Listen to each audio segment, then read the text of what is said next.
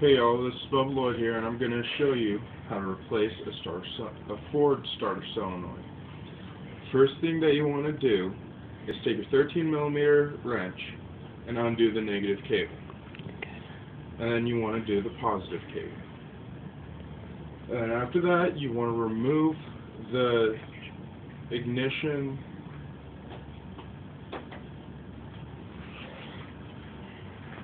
after that, you want to grab your 14mm socket, extension, and ratchet. You want to remove the nut right here. This nut holds the fusible links and the cable the positive cable that connects to the battery.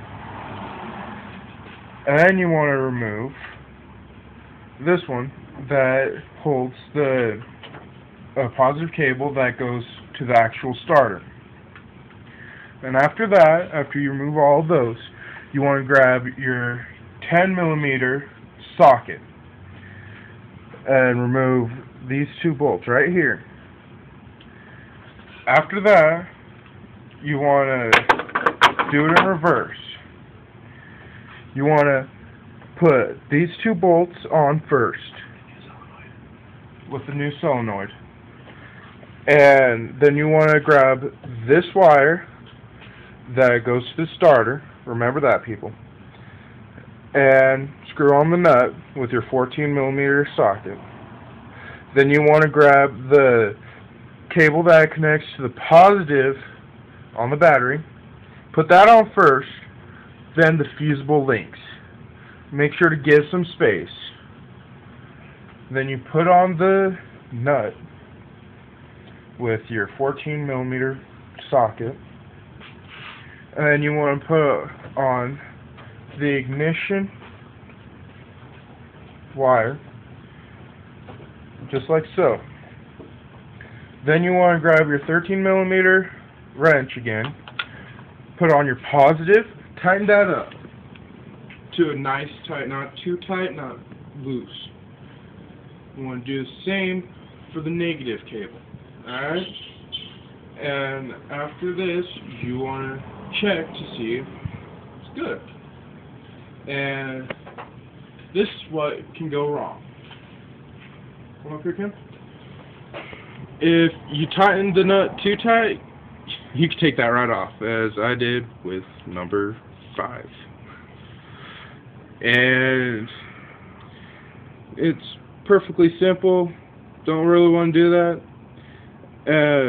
What I have had problems with is mine sent too much electricity to this and it welded.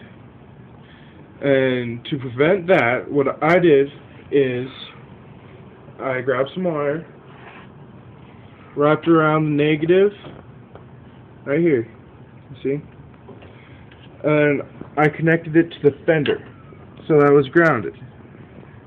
It has kept it going for a while now. Hopefully I don't have to buy a new one.